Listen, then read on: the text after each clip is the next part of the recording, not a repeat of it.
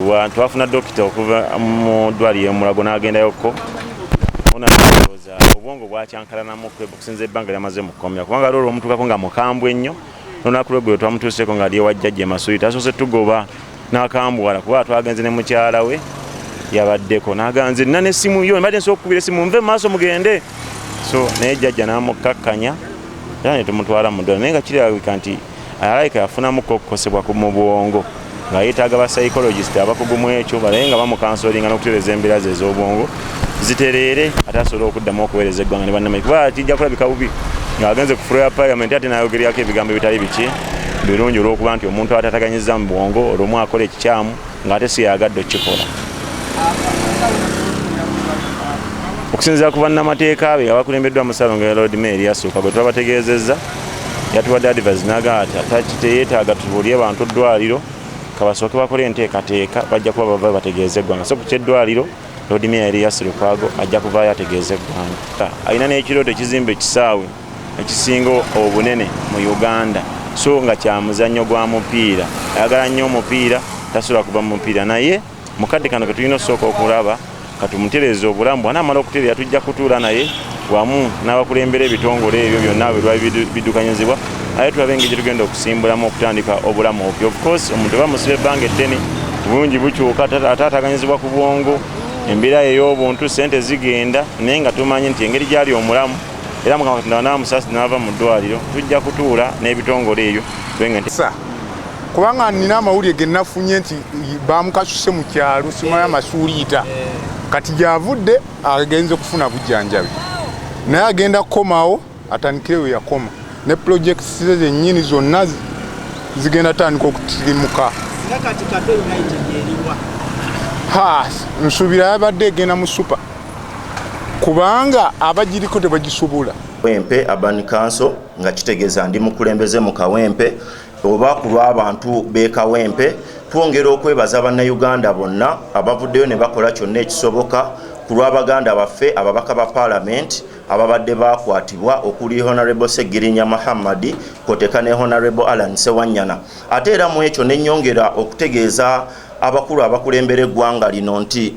nga bwe mutadde oba nga bwe mwatadde ababaka ba Parliament si bokka abakwatibwa olw'ensonga z'ebyobufuzi nga bulijjo mutugamba nti ebyobufuzi byaggwa twongera okubasaba nti n'abo abasibe ab'ebyobufuzi abasigaddeyo naddala abo 32 bamachete Bolivia Lutaya nabo nga bwe mugamba nti ebyobufuzi byaggwa mwongere okubata nabo basobole okufuna twongeremu nnyo amaanyi okusobola okulaba nga ababaka ba Parliament bano bateerebbwa okulaba nga batwalibwa ebweru w'eggwanga balabe nga bafuna obujjanjabi obusinga ku obwo. Nsigadde nze Nsubuga Muhammade. Ab'e Kawempe North nti omubaka Honorable Ssegirinya Muhammade physically sinnamulabako naye nayogeddeko naye ng'ayita ku lukomo lw'essimu nayogeddeko naye okumala eddakiika 4 era n'antegeeza nti ali mu mikono mituufu wakuba nti embeera gy'alimu era yeetaaga obujjanjabi nti engombe eno eriwo nti akusibye ate yakuwa n'ekyokulya so kati tuba mu bweraliikirivu alina osooka okufuna serious medical check-ups eri abasawo abakugu bakakensa okwongera okumwekebejja ate oluvannyuma bamala okumwekebejja mu wiiki eno yennyini ne munne Allan Ssewanyana manyi nti mulina ebibuuzo bingi ajja kubeera ng'abiddamu ku olwo. Ensonga ya projects kyemmanyi nti Honorable Ssegirinya Muhammade musajja mukozi n'ekisingira ddala obukulu ya prioritizinga nnyo ebyobulamu mu constituency eya Kawempe North bwe yasooka okugula ambulance n'azzaako eddwaliro eryo alitwalanga oba tugambe nti mwana we era kyamukosa nnyo kulaba nti lyatendewaliro olw'amabanja amayitirivu ennyo bye bimu ku bye nayogeddeko naye mu ddakiika 4 ezo era nankakasiza ddala nti eddwaliro eryo Katonda bw'amuwa omulamu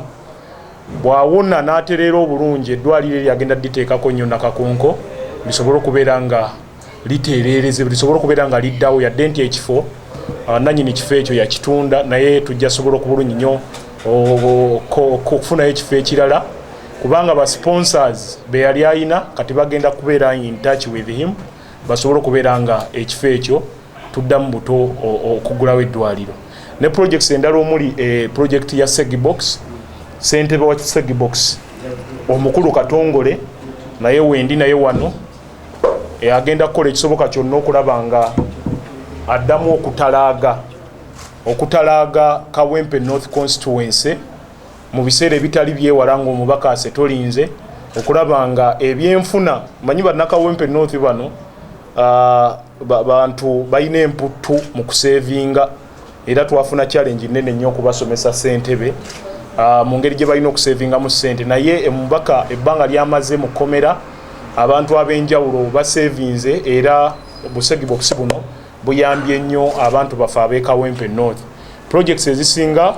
mu kikkirizo oba mugaane Honorable Ssegirinya mugumu nnyo agenda kuzizza engulu ate mugumu nnyo n'okusinga bwe yali abadde. Temuddamu kubuusabuusibwa bannamawulire nti njagala okubategeeza bannamawulire nti mu wiiki eno yennyini Honorable Ssegirinya muhammade ne Honorable Allan Ssewanyana nga bwe babadde bombi mu kkomera ekigo bajja kwogerako gye muli. Manyi nti muyina ebibuuzo bingi nnyo ebyokubabuuza kiki experience ki gye basanze mu kkomera bibuuzo muyina bingi nga bannamawulire naye nekisinga ddala obukulu bo nga bo baagala kwogerako eri abawagizi baabwe eri bannayuganda ababalaze omukwano eri bakulembeze bannaabwe abababeereddewo n'ebintu ng'ebyo. Manyi nti kino kigenda kutuukirira ku lunaku mu wiiki eno yennyini ku lunaku olwokutaano bajja kwogerako gye muli. Bino soogera bulimba nti oba nteekawo byange naye mufunira ddala ku source. Tugende Mr. Museveni ne tugamba tusobola okugenda Mr. Museveni singa baba batta nga balina obujulizi naye tewali musango nagumu kati wali nsonga lwaki tula ne Mr. Museveni era ku ground. So njagala okutegeeza mwenna bannayuganda n'abatuuliriza tetunaba kutulako na Mr. Museveni kumusaba kutabaganda baffe kubanga Mr. Museveni tukimanyi bulungi ye kabaka wa violence ye kabaka wa kubanga akola emisango. So tetunaba kumwetonderako tetunaba kutuulako naye wabula kivudde mu pressure y'abannayuganda ne international community abalamuzi abadde bagoberera omusango guno mu nsi yonna ne bannayuganda ne parliamenti ne bakulembeze ab'enjawulo mukijjukira bulungi nti nga ffe ku City Hall twayimiriza enkiiko zaffe zonna nga tugamba twagala ddembe ly'abannayuganda n'abaka parliament kubanga bateebwa. So it is on record tetunaba kuyingira kasenge kamu konna kuba nti tugamba Mr. Museveni tukogaidde tabaganda baffe ebadde pressure ebadde rolo y'abannayuganda bannamateeka ne international community etadde ekisenge ku ligimu eno okulaba nti baganda baffe bamaze ne babasesema. So batambuza ebigambo ebyo mubateekeko amaaso abiri mujja kunoonya gwe bakolera mujja kumutegeera. Njaga bategeeza of course ye Mr. Mau yaze bwatyo akyusa ebigambo ninja okubategeeza lwaki bamulonderawo okubeera jegu minister wa justice lwaki waba bateera.